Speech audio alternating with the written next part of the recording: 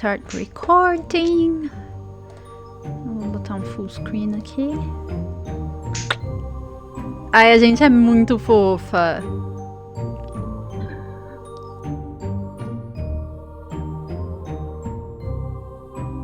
Hello, welcome to episode 2 of HarryPod, your podcast to learn English with Harry Potter. I am teacher Natalia, and today I have a very special guest, my sister! Hey! Hi! Hello! Do you want to introduce yourself to our listeners? Okay. Hi, I'm Anna. I'm the sister. And today we're talking about something very important to me, that is Harry Potter. Oh. I'm nervous. Don't be nervous, it's okay. And why do you like Harry Potter? Because of you, of course. Because of me. Okay. Yeah, I read your books, like always. Oh, so tell me your story with Harry Potter. Well, don't tell me because I already know. Tell the people that are listening. I was like, the first time I watched Harry Potter, I think I was 6 maybe. And it was the second movie. I thought that was the story that had all of this. And my sister was like, oh no, he went to Hogwarts. And then I watched all of the movies. I remember when we went to the movies, I think watched the last one together. Do you remember? I remember we went to see a few of the movies together, wasn't it? Really? I just remember one, the last one. Yeah, I remember we went to see movie 3 together. Really? Yeah. I think I was really young. I don't remember. Yeah, no, you were really young. I had just gotten my driver's license. So I drove the 3 of us to the cinema. And it was definitely movie 3. And there's a part in movie 3 where Professor Lupin becomes the werewolf. And it's like a really big jump scare, like, ah! And you two were really young, like small children. So I was like, okay, don't be scared. It's gonna be a little scary now. And then you were both like, ah! And holding my arm. Yeah, that's my favorite movie. Really? Yeah. You don't really like that one. I don't. Do you? No. It's my favorite. The books and movies 3 and 5 are my least favorite. Really? I can't stop reading the third book. Really? It's your favorite? Yeah. Yeah. Oh, why? I don't know. You don't know. You just like it. Mhm. Okay. I think Sirius Black maybe is the first book that he appears, so it's my favorite one. I love Sirius. Yeah, right? Yeah.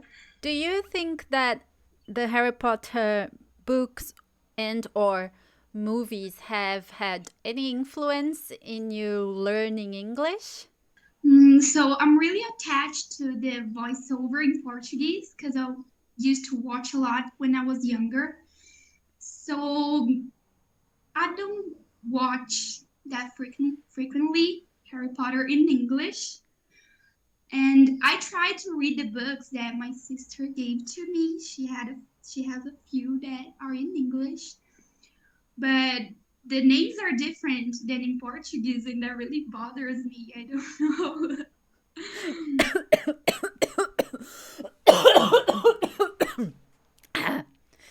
It bothers you. Why does it bother you?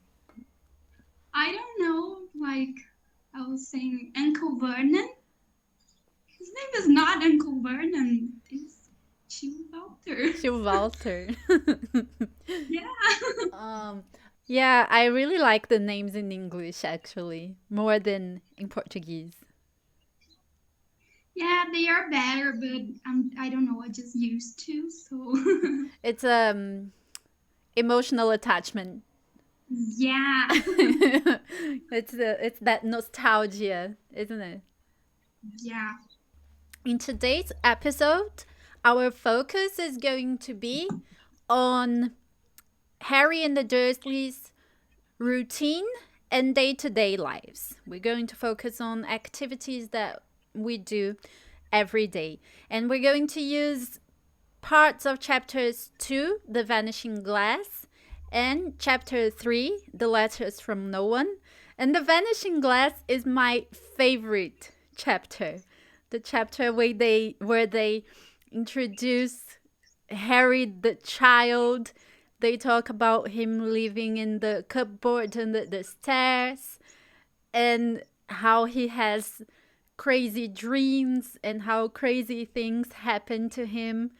It just I remember reading it when I was a child, and it's my favorite chapter. Chapter 2 starts 10 years after the end of chapter 1, when Dumbledore dropped baby Harry at the doors of the Dursley. No, at the door of the Dursleys. And it starts talking about how Harry is a small boy and that he thinks that it's because he lives in a dark cupboard and he has just always been very small and very skinny for his age. He also says that he wears Dudley's old clothes and that he has. Calma, eu tô nervosa também.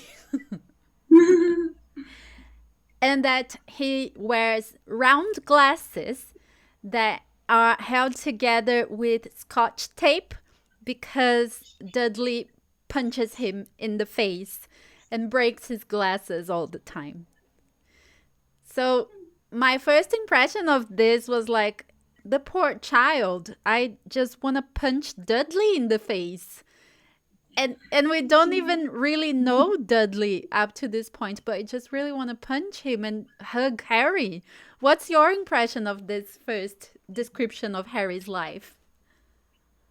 Mm, I just feel really bad for Harry. Like, oh my God, someone take him away. Yeah. Yeah, Yeah, that's it. that's For it. Harry. Yeah, I think that's the objective of this, isn't it? For us to feel bad for Harry. And the first thing that it says about Harry's relationship with Uncle Vernon and then Petunia is that Uncle Vernon says, don't ask questions. And that was the first rule for a quiet life with the Dursleys. And it makes me feel so bad. I think up to this point, no one likes Uncle Vernon. But Yeah.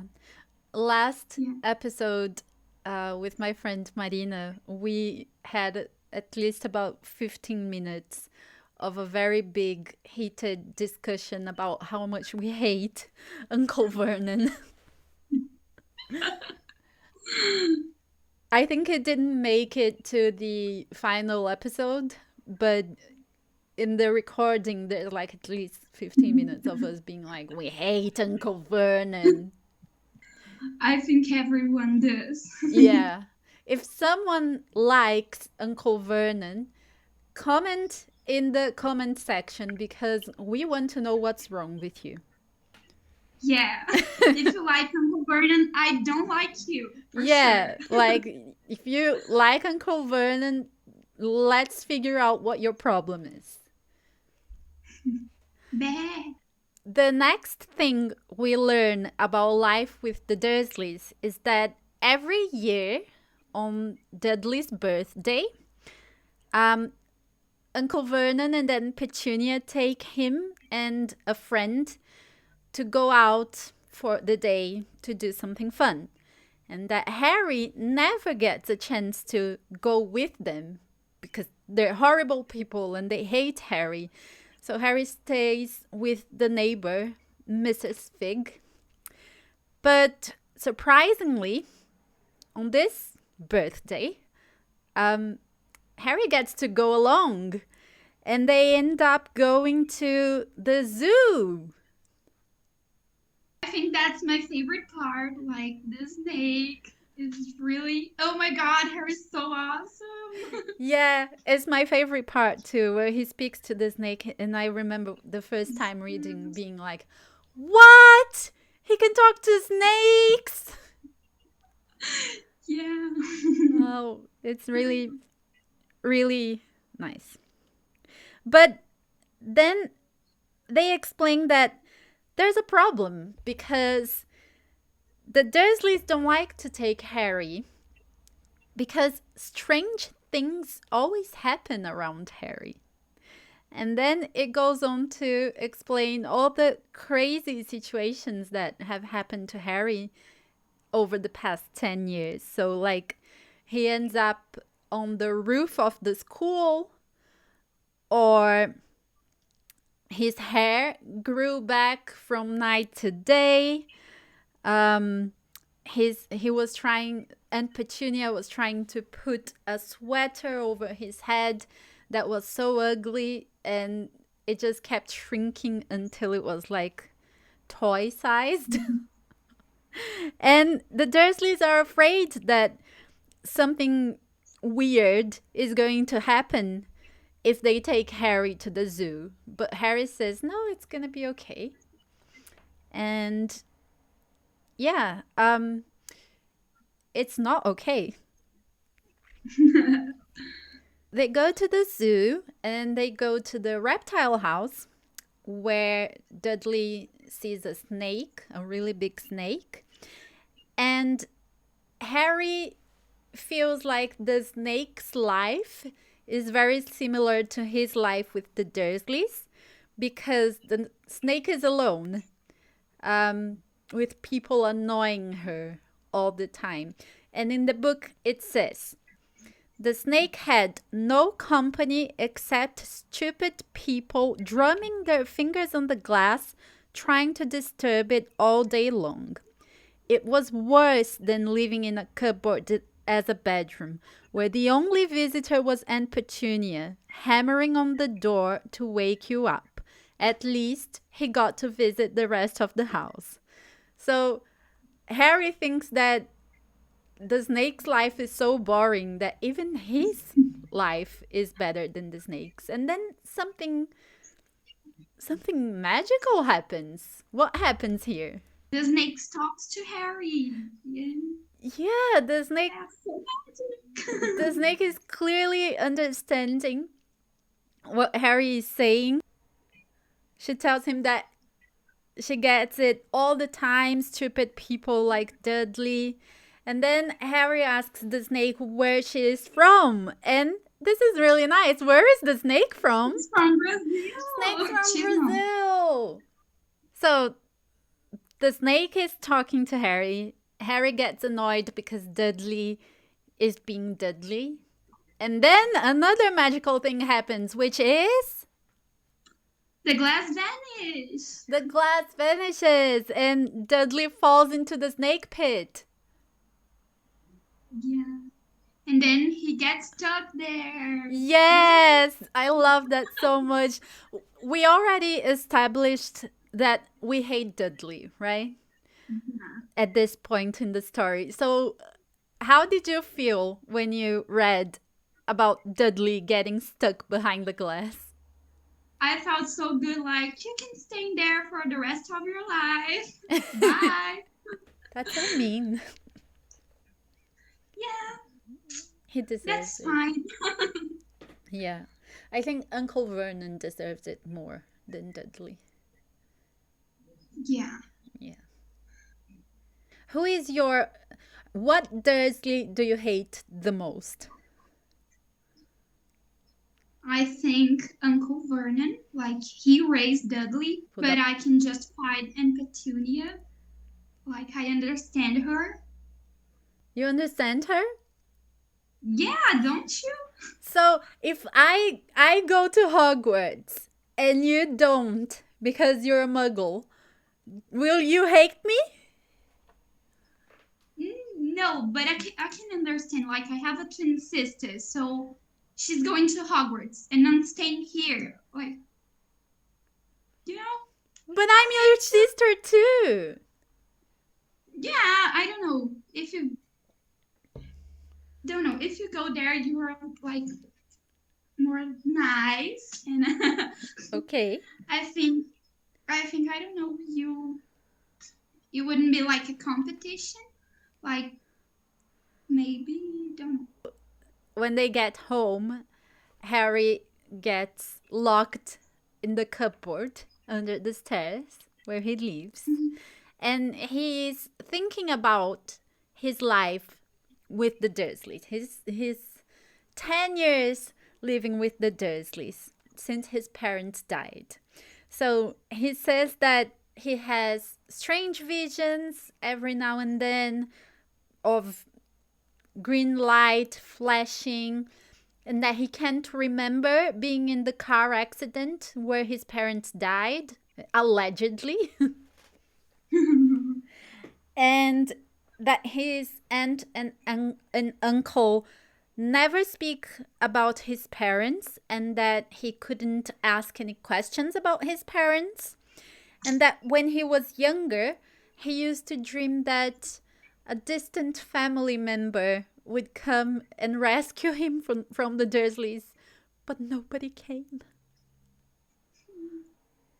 That's so sad. Yeah.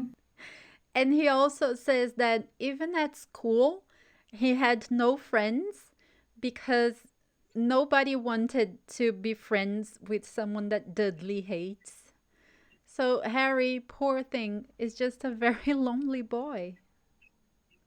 Yeah, I don't know, I think he doesn't belong there, so whatever, he's going to find his place, so that calms my heart, like it's going to be okay, boy.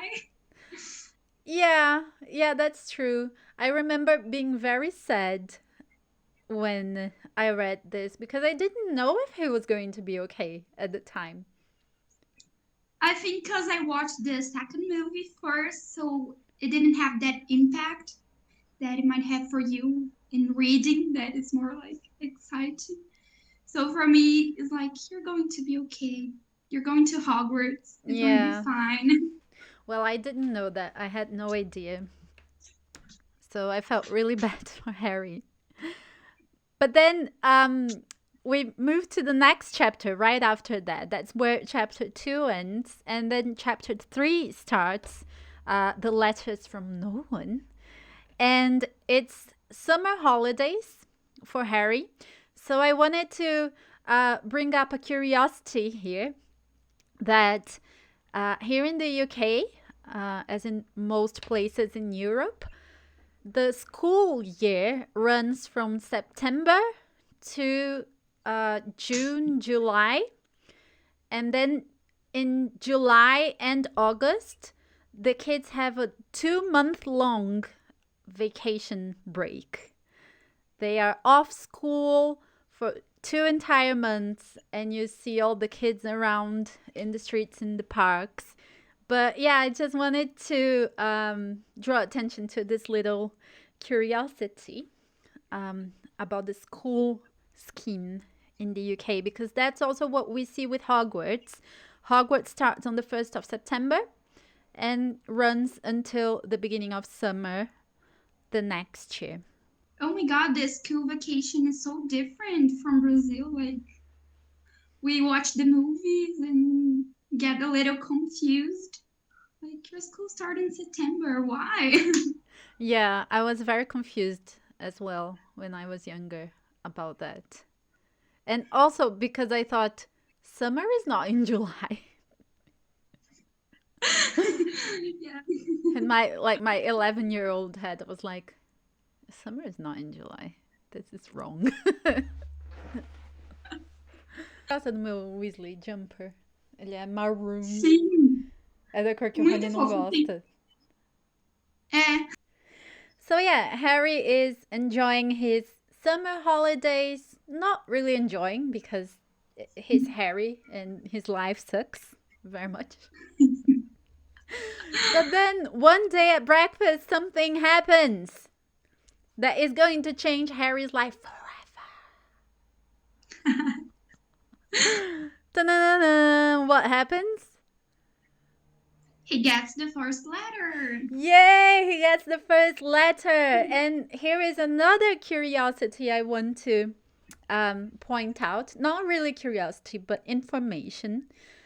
The letter is addressed to Mr. H. Potter, the cupboard under the stairs, 4 Privet Drive, Little Whinging, Surrey. 2 things I want to say here. First of all, Surrey is where I live. So I live in the place that Harry Potter used to live with the Dursleys. And second is the way that the addresses are ordered in English. It's a different order than we use usually in Brazil and some other countries. In English, you always put the address starting from the most specific place to the least specific place. So in this case, the cupboard under the stairs is very specific. So it's the first information that we have. Then we have the number of the house and the name of the street, 4 Privet Drive, and the number is always in front of the name of the street. And then we have Little Whinging, which is the city, and Surrey, which is the county. It's equivalent to like kind of a region, a group of cities together. Not a state, but like a group of cities together. So yeah, just a little tidbit of information for you here. Then Harry keeps getting letters. He keeps getting letters from the post. Letters come through the window. They come in the fireplace. They come in the appliances in the kitchen. And they don't like it. The Dursleys really don't like it. Our lovely Uncle Vernon just can't let the boy read the letter. No, his Uncle Vernon is going mad about the letters. Yeah. And at one point, Uncle Vernon goes to Harry and he says that he's moving Harry to the room upstairs, the bedroom. And it's the first time that Harry is not going to sleep in a cupboard. The first thing that Uncle Vernon did that was like, good for Harry, you're going to have a bedroom, was like, you're no longer under the cupboard, so no letters for you. Yeah. But they are coming from Hogwarts, so it doesn't actually is going to work. Yeah, I think Uncle Vernon doesn't realize the letters are going to go wherever Harry goes. Yeah, muggles, right? Muggles, right? Adorei. Ai, adorei. So Harry moves to the bedroom and Dudley is really not happy about it. So a few pages forward, we have a sentence that I wanted to read from the book because it's so very British. It's a very British way of saying things. So because Dudley was very annoyed that Harry was in the bedroom now, he was beating his father. So from the book it says, Dudley was in shock. He screamed. He whacked his father with his melting stick and been sick on purpose. So 2 words I want to call the attention to here is whacked. It's a very British way of saying beat, hit. So like he got the school stick and was like hitting his father with it. And it's such a British way of saying it. Whack instead of hit. And the other one, been sick. It's also a very British way of saying vomit. when you need to vomit, we usually say, I need to be sick. It's a more delicate way of saying it because vomit is very gross, but also very British. So I just wanted to get your attention to this. Did you know about this?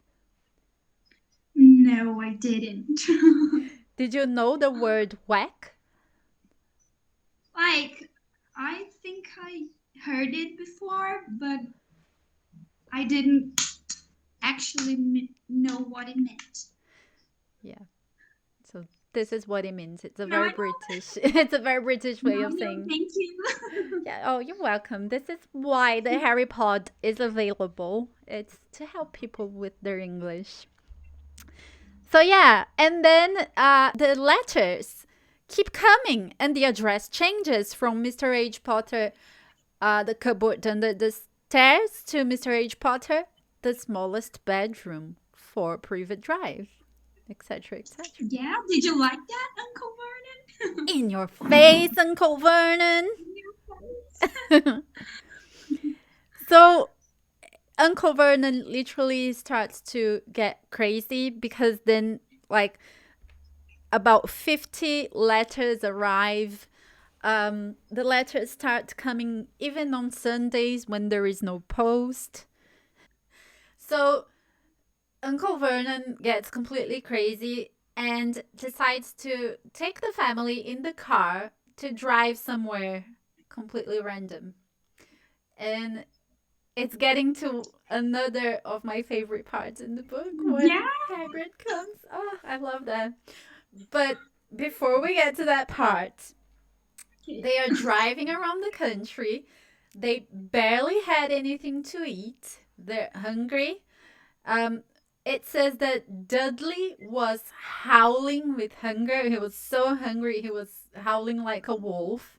He never had such a bad day in his life. He never not watched TV for that long. So he was really annoyed. So they sleep at a hotel, and the next morning for breakfast, they eat cold tinned tomatoes on toast. And here's another Britishism that I wanted to bring because, first of all, um, to eat tomatoes on toast is a very British thing for breakfast in this case, right? Oh, it's I don't know. Do you eat tomatoes on toast? No, it's a bit weird, isn't it? It Is is it very good? weird. Well, now I like it because I've been here so long. But yeah, it's a bit weird. Oh, actually, not two curiosities, three curiosities. That in British English we say tomatoes, but I'm sure you say it some. I'm sure you say it different. How would you say it? I say tomato, but when I went to London visit you, I remember being on Subway, like the fast food, and I ordered a tomato. Like, oh, I'm so British. The only thing I can say barely with an accent, like not the accent, just the way of saying. I don't know. Tomatoes. Tomato. I can't even try. I feel like so dumb trying to speak with the English accent. Yeah, but we end up picking up a few words in British accent here because we live here and it's around us all the time, so we end up picking it up. But yeah, tomatoes is one of them. Um, and tomatoes on toast for breakfast is actually very common here. It's part of English breakfast, with the sausages and the beans. I'm not a fan. I'm not a fan of the English breakfast for sure. Yeah, I like the tomatoes on toast. I like having mushrooms on the plate for breakfast. But yeah, I'm not on board with the beans. And the other Britishism is when they say that it's called tinned tomatoes. Here in the UK, instead of saying can, so lata, uh, in American English we say can, but here in the UK we actually say tin. So it was tinned tomatoes. It was tomatoes from a tin, from a can, which is even worse than just fresh Yeah, tomatoes. I can't even imagine. Yeah, Mm, it's not super delicious, right? But yeah. anyway, Harry gets another letter and they drive away and they get on the boat and finally they arrive at the hut on the rock in the beach. Finally, where we get to meet Hagrid. I love Hagrid so much. Yeah. Yay. And Harry realizes that the next day is his birthday. He's going to be 11 years old. Yeah. Do you remember when we turned 11? I You do. gave us here. I have somewhere in my room. It was really special. I'm waiting to go to Hogwarts till now, okay? So Oh, I'm sorry you didn't go. I went to the studios at least, like it was magical. Yeah, it was cool. Yeah. Yeah, I know. I'm 33 years old now and I'm still waiting for my Hogwarts letter, so.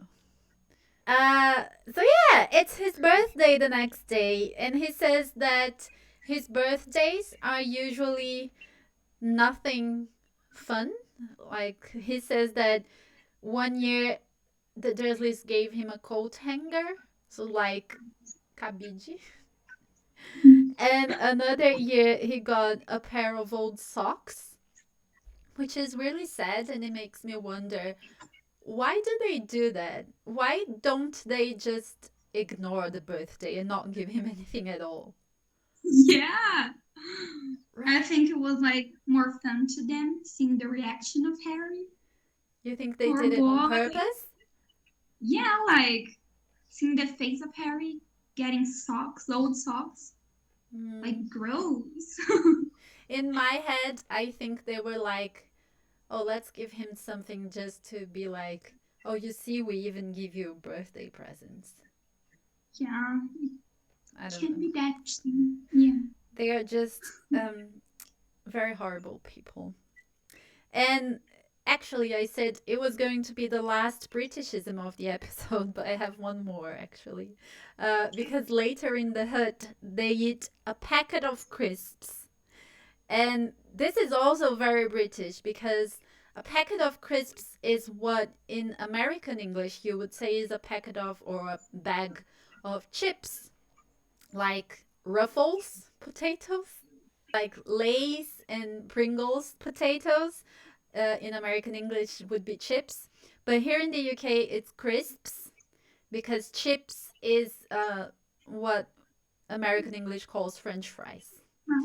Yeah. Yeah. So last Britishism of today, because now the chapter is about to end.